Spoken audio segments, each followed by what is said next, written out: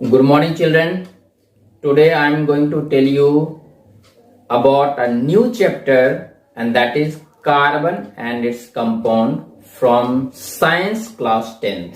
Okay, second term का ये पहला चैप्टर है केमिस्ट्री का. ओके, तो इसमें मैं बात करूंगा चैप्टर का जो है कार्बन एंड इट्स कंपाउंड. सबसे पहले हमें ये बताना है जो कार्बन क्या होता है. कार्बन क्या है? एक टाइप का एलिमेंट है जिसमें नॉन मेटल का ये पार्ट है, यानी कि कार्बन एक नॉन मेटल है.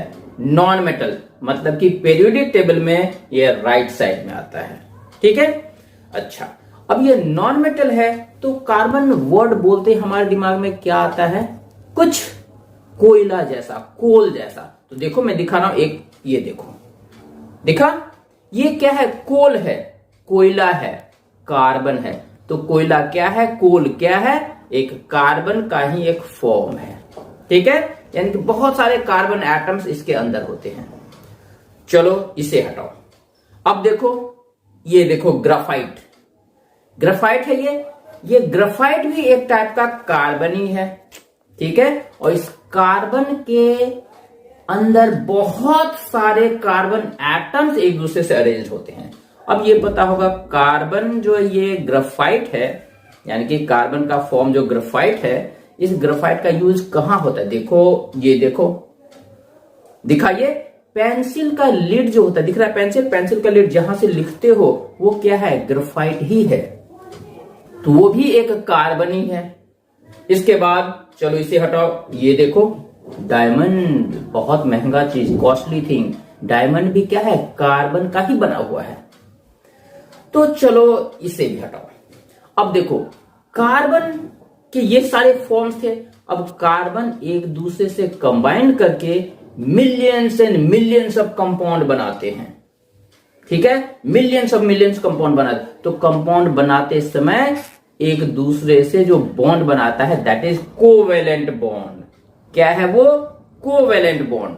तो कोवेलेंट बॉन्ड के बारे में अब स्टडी करता हूं, कैसे कोवेलेंट बॉन्ड बनता है, क्या होता है. इसमें क्या होता है? दो एटम्स के बीच में इलेक्ट्रॉन्स का शेयर होता है. तो कार्बन का क्या होता था? मैं क्या बोला? दो कार्बन के बीच में शेयरिंग होता है, या कार्बन किसी दूसरे एटम के साथ शेयर करके बहुत सारा बॉन्ड बनाता है. आजकल जो हमारे पास पेट्रोल है, डीजल है, केरोसिन है, प्लास्टिक है, इवन ग्लूकोज जो मैं खाता हूं, ग्लूकोन डी, वो भी कार्बन का बना हुआ है. और अलग अलग कार्बन के बीच में और कार्बन किसी दूसरे एटम के बीच में एक बॉन्ड बनता है. उस कोवेलेंट बॉन्ड के बारे में अब एक्सप्लेनेशन करने जा रहा हूँ, और कैसे ये बॉन्ड बनता है, कैसे शेयरिंग होता है, इसी के बारे में बता रहा हूँ. आ जाओ, come on the covalent bond. अभी हमने बात किया था कोवेलेंट बॉन्ड के बारे में. अब कैसा होता है? सी, जैसे कि हमें मालूम है, ये है हाइड्रोजन का एटम और ये है हाइड्रोजन का मॉलिक्यूल या गैस. तो सपोज करो, देखो हमने क्या किया, एक हाइड्रोजन एटम लिया. इस हाइड्रोजन एटम के आउटरमोस्ट सेल में कितना इलेक्ट्रॉन होता है? एक इलेक्ट्रॉन. चलो हमने एक इलेक्ट्रॉन दे दिया. दूसरा हाइड्रोजन एटम ये है, इसको भी हमने एक इलेक्ट्रॉन दे दिया. अब ये एटम चाहता है मुझे आउटरमोस्ट सेल में कितना होना चाहिए? 2 इलेक्ट्रॉन होना चाहिए, बट है तो एक ही. ये भी चाहता है 2 होना चाहिए, बट है एक ही. फिर क्या करेगा? शेयरिंग करेगा. कैसे? एक अपना रहेगा और दूसरा इसका ले लेगा.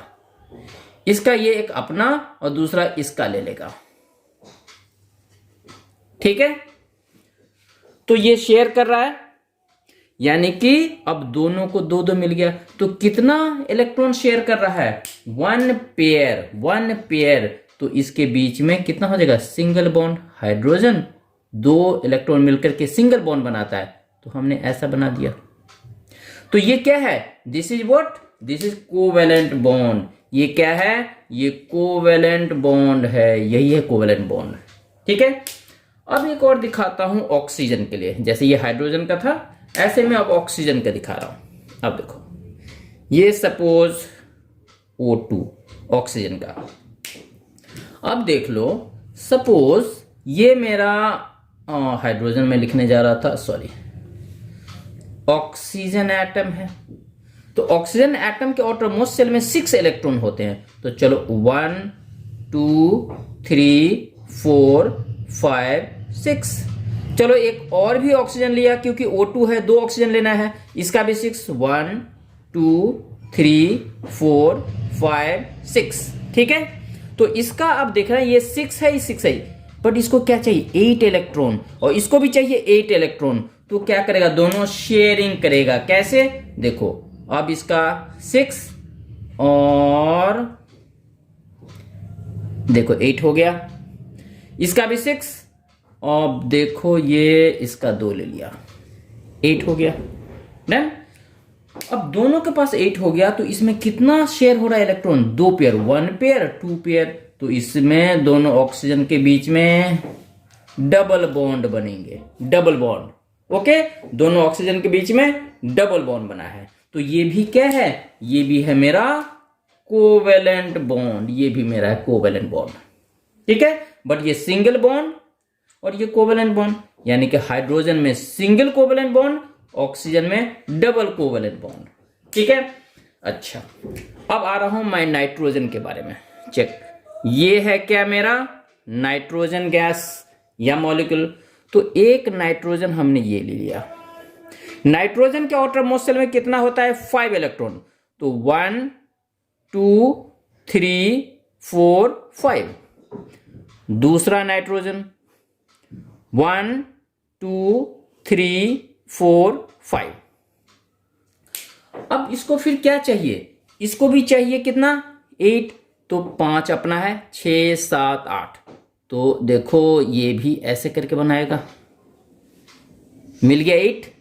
यस, इसका 5 है, 3 इससे भी लेगा, तो इसको भी 8 मिल गया। देखो तो 8 हो गया।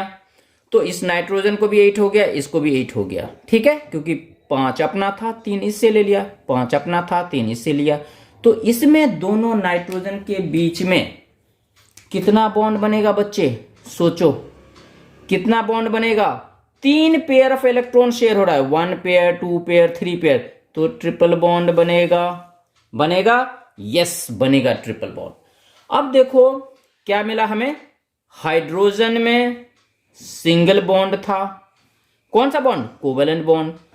ऑक्सीजन में डबल बॉन्ड था, कौन सा बॉन्ड, कोवेलेंट बॉन्ड। नाइट्रोजन में ट्रिपल बॉन्ड था, कौन सा बॉन्ड, कोवेलेंट बॉन्ड। मतलब कि ये भी तो कोवेलेंट बॉन्ड है। तो कोवेलेंट बॉन्ड कैसे होता है, शेयरिंग करके होता है। कैसे करके, शेयरिंग करके। अब नेक्स्ट डे मैं बताऊंगा, या नेक्स्ट वीडियो में मैं बताऊंगा किसमें, हाइड्रोकार्बन के बारे में, जैसे कि मीथेन के बारे में, इथेन के बारे में, C2H6 के बारे में। ठीक है, और भी एल्केन एल्कीन एल्काइन के बारे में नेक्स्ट वीडियो में मैं बताऊंगा।